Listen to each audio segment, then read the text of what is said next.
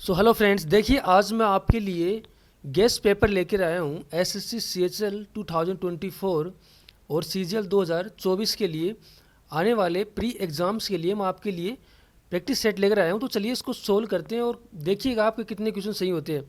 तो हमारा जो पहला क्वेश्चन है वो है select the synonyms of the given words. Select the synonyms of the given words. तो गिवन वर्ड्स कौन सा है? टू थ्योराइज का हमें बताना है कि कौन सा इसका सिनोनिम्स होगा। ए ऑप्शन है टू मेजर, बी ऑप्शन है टू प्रूव, एंड तीसरा ऑप्शन है टू स्पेकुलेट, एंड चौथा ऑप्शन है टू कैलकुलेट। तो देखिए, टू थ्योराइज मीन्स होता है सिद्धांत बनाना या किसी चीज़ का आकलन करना, ठीक है। तो टू मेजर होगा नहीं, मेजर मीन्स होता है किसी चीज़ पे कार्रवाई करना या उपाय करना, तो ये होगा नहीं आंसर। टू प्रूव मीन्स प्रमाणित करना किसी चीज़ को, तो ये भी आंसर नहीं होगा। ऑप्शन 4 है टू कैलकुलेट यानी किसी चीज़ की गणना करना, तो ये भी इसका आंसर नहीं होगा। तो इसका आंसर हो जाएगा option number 3 to speculate. To speculate means भी होता है किसी चीज़ का आकलन करना, तो इसका आंसर होगा 3। तो चलिए अगला क्वेश्चन देखते हैं। अगला क्वेश्चन नंबर 2 है नो पेरेंट्स कैन खाली स्थान to see their ward waste their potential. तो हमें बताना है कि खाली स्थान में कौन सा ऑप्शन आएगा, कौन सा इसका आंसर होगा। ए ऑप्शन है विजुअलाइज, बी ऑप्शन है प्रिडिक्ट, ऑप्शन 3 है इनविसेज, और ऑप्शन 4 है एफोर्ड। देखिए, एफोर्ड मीन्स होता है किसी को सहन करना, बर्दाश्त करना या खर्च वगैरह किसी का सहन कर पाना। प्रिडिक्ट मीन्स होता है कि भविष्यवाणी करना किसी चीज़ की। इनविसेज मीन्स होता है कल्पना करना या फिर संभावना का ध्यान करना, और विजुअलाइज मीन्स होता है किसी चीज़ का देखना, किसी चीज़ को विजुअलाइज करना किसी चीज़ को। तो देखिए, नो पेरेंट्स कैन, इसका आंसर होगा afford to see their ward waste their potential.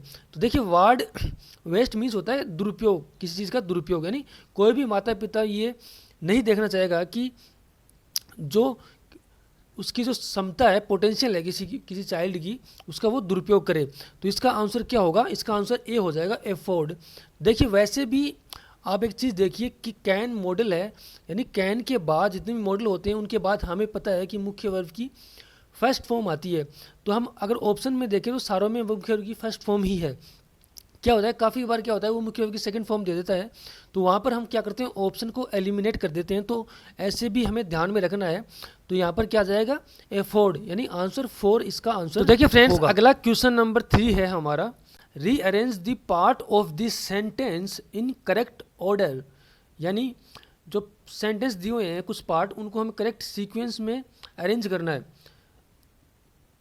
तो to write in plain vigorous language, P option है one has to think fearlessly, and if Q है one thinks fearlessly, and R है one can not be politically orthodox. तो देखिए, हमें इन P Q R को sentence में sequence में अर्थ के अनुसार सीक्वेंस में अरेंज करना है। तो देखिए, सबसे पहले तो हम ये देखेंगे कि इनमें से पी क्यू आर में से ऐसे हमें ऐसा कोई क्लू मिल सकता है जिससे हमें पता चले कि ये पहले आएगा, ये लास्ट में आएगा। तो देखिए, one has to think fearlessly and if लिख रहा है, इसका मतलब ये हो गया कि जो पी वाला जो सेंटेंस है ये लास्ट में ही लास्ट में तो नहीं आएगा, यानी लास्ट में ये नहीं आएगा। तो सेंटेंस के स्टार्ट में आएगा या सेंटेंस के बीच में आएगा, ये तो पहले नंबर पे या दूसरे नंबर पे आएगा। तो देखते हैं पी लास्ट में आया हुआ है कि नहीं आया हुआ है, किस ऑप्शन में आया हुआ है। तो ए ऑप्शन में आया हुआ है, तो ये तो एलिमिनेट हो जाएगा। बाकी 2, 3 और 4 इसके आंसर हो सकते हैं। तो देखते हैं आगे।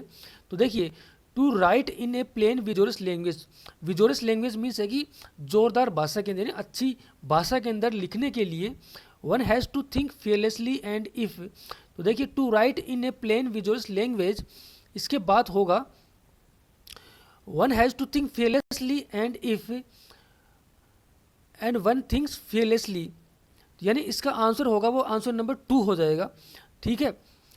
तो अगर देखिए ऐसे क्वेश्चनों को हम कैसे सोल्व करेंगे, देखिए ऐसे क्वेश्चनों को सोल्व करने के लिए हम सबसे पहले तो मैंने जैसे बताया आपको कि ऑप्शन को एलिमिनेट करना सीखे हैं हम। तो देखिए, जैसे हमें पता लगा कि एंड इफ़ ये कंजक्शन के रूप में यहाँ पर यूज़ हो रहा है, तो ये लास्ट में तो आएगा नहीं। सेंटेंस को, दो सेंटेंस को जोड़ने के लिए हम कंजक्शन का यूज़ करते हैं, तो डेफिनेटली बीच में ही आएगा, या तो पहले आएगा या सेकंड नंबर पे आएगा, लास्ट में नहीं आएगा। इसलिए हमने देखा कि एक ऑप्शन में लास्ट में है, तो इसलिए हमने इसको एलिमिनेट कर दिया।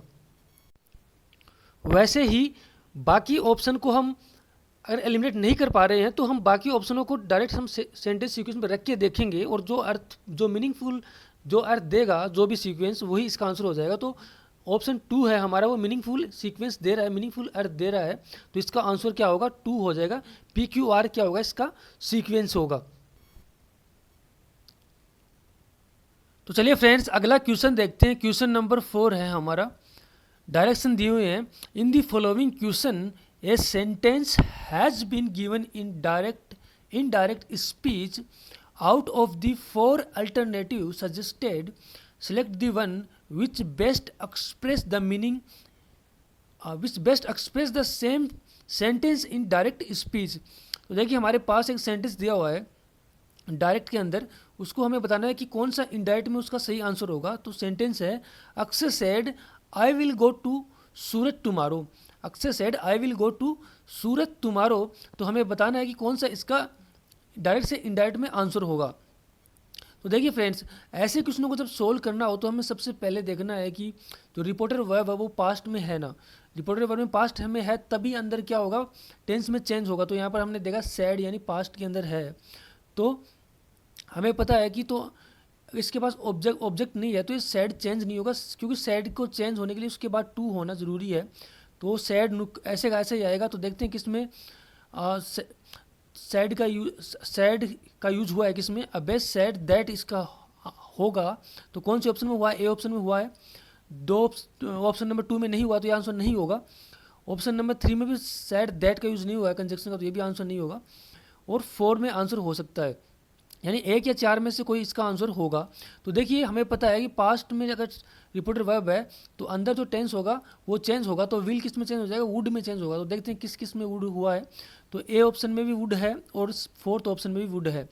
तो देखिए आगे हम देखें टुमारो किस में चेंज हो जाएगा, नेक्स्ट डे के अंदर।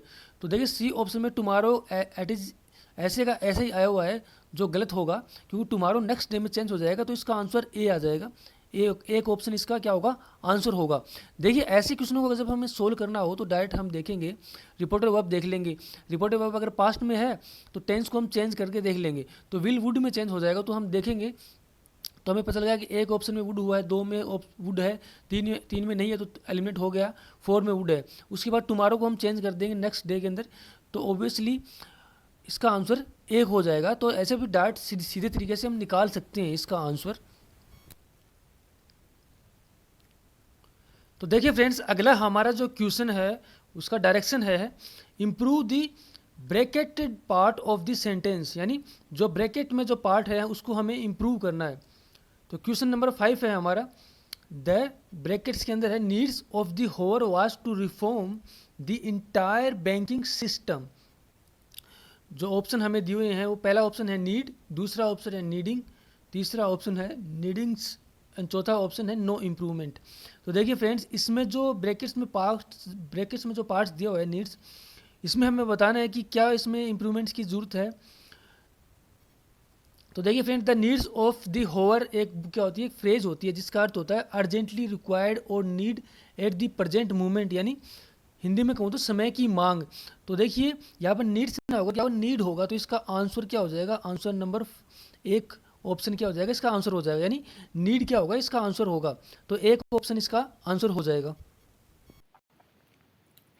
तो देखिए फ्रेंड्स अगला हमारा क्वेश्चन नंबर 6 है, select the one which best express the same sentence in passive या फिर एक्टिव वॉइस।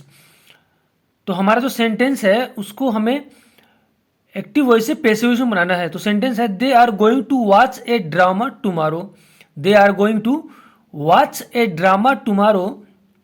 तो हमें 4 ऑप्शन दिए हुए हैं, 1, 2, 3 और 4। हमें बताना है कि कौन सा ऑप्शन इसका आंसर होगा। तो देखिए फ्रेंड्स यानी हमें पैसिव वॉइस से एक्टिव वॉइस बनाना है। तो देखिए ऐसे सेंटेंस में, ऐसे क्वेश्चंस में हम क्या करेंगे, देखिए इस सेंटेंस में अगर हम देखें तो यूजुअली हम क्या करते हैं कि पहले सब्जेक्ट को ऑब्जेक्ट को सब्जेक्ट बनाते हैं, उसके बाद हेल्पिंग लगाते हैं। लेकिन इससे अगर अच्छा तरीका ये है, अगर ऑप्शन दिए हुए हैं तो हम देखते हैं they are going to watch, then to watch का अगर यूज हुआ है पैसिव वॉइस में तो एक्टिव वॉइस में क्या होगा, वो टू बी प्लस वॉच्ड होगा, टू बी प्लस मुख्य वर्ब की थर्ड फॉर्म होता है। तो टू बी वास्ड होना चाहिए। देखिए कितने ऑप्शन में हुआ है, एक ऑप्शन में हुआ है, दूसरे ऑप्शन में नहीं हुआ तो ये तो आंसर नहीं होगा, तीसरे ऑप्शन में हुआ है, चौथे ऑप्शन में भी हुआ है, यानी ऑप्शन 2 इसका आंसर नहीं होगा, 1 2 3 में इसका आंसर हो सकता है। अब हमें पता है कि हमें सब्जेक्ट देखना, तो सब्जेक्ट क्या होगा, ए ड्रामा इसका सब्जेक्ट होगा। तो फोर्थ ऑप्शन में ए ड्रामा सब्जेक्ट नहीं है, तो ये भी इसका आंसर नहीं होगा, यानी दो ऑप्शन एलिमिनेट हो चुके हैं, ऑप्शन 2 और 4, यानी 1 और 3 में से ही इसका आंसर होगा। तो देखिए ए ड्रामा सिंगल है तो इसका सिंगल वर्ब का यूज होगा इज, तो वाज तो होगा ही नहीं क्योंकि सेंटेंस किस में है, प्रेजेंट टेंस में, तो प्रेजेंट में ही होगा, पैसिव वॉइस भी, एक्टिव वॉइस भी। तो ऑप्शन नंबर 3 भी एलिमिनेट हो गया, तो इसका आंसर सिर्फ एक हो जाएगा। देखिए देखने मात्र से हमें पता चल गया कि इसका आंसर क्या होगा, एक ऑप्शन क्या होगा, इसका आंसर हो जाएगा a drama is going to be watched by them tomorrow. तो इसका आंसर 1 हो जाएगा। तो देखिए फ्रेंड्स, अगला हमारा क्वेश्चन है, इन the following question out of the 4 alternative select the alternative which is the best substitute of the phrase. यानी हमें एक फ्रेज दी गई है, एक वन वर्ड हमें क्या है बताना है। देखिए वाइड इन रेंज और इफेक्ट, तो इसके लिए कौन सा एक वन वर्ड होगा, हमें ऑप्शन दिए हुए हैं 4। पहला ऑप्शन है स्वीपिंग, दूसरा है एग्जेगरेट, तीसरा है एक्सक्लूसिव, चौथा ऑप्शन है सुपरफिशियल। देखिए एग्जेगरेट मीन्स होता है किसी चीज़ को बढ़ा चढ़ाकर बताना, जैसे हम बढ़ाई करते हैं किसी चीज़ की, किसी के बारे में हम ज़्यादा बताते हैं बढ़ा चढ़ाकर, तो एग्जेगरेट मीन्स होता है किसी के बारे में बढ़ा चढ़ाकर बताना। अगला एक्सक्लूसिव मीन्स होता है सीधा, जैसे हम बोलते हैं कि इस कार्यक्रम का प्रसारण एक्सक्लूसिव हो रहा है, सीधा हो रहा है, यानी जहाँ से ये बिलोंग करता है वहाँ से हो रहा है, एक्सक्लूसिव हो रहा है। मीन्स जैसे टीवी आदि का, जैसे प्राइम मिनिस्टर का कार्यक्रम होता है वो एक्सक्लूसिव होता है, एक्सक्लूसिव टीवी पे दिखाया जाता है, तो एक्सक्लूसिव मीन्स सीधा। सुपरफिशियल मीन्स होता है सतही, यानी जो ऊपर ऊपर का होता है उसको हम सुपरफिशियल बोलते हैं। देखिए स्वीपिंग मीन्स होता है वाइड इन रेंज और इफेक्ट, यानी इसको व्यापक बोलते हैं, तो इसका आंसर एक ऑप्शन हो जाएगा, यानी स्वीपिंग ही इसका आंसर होगा।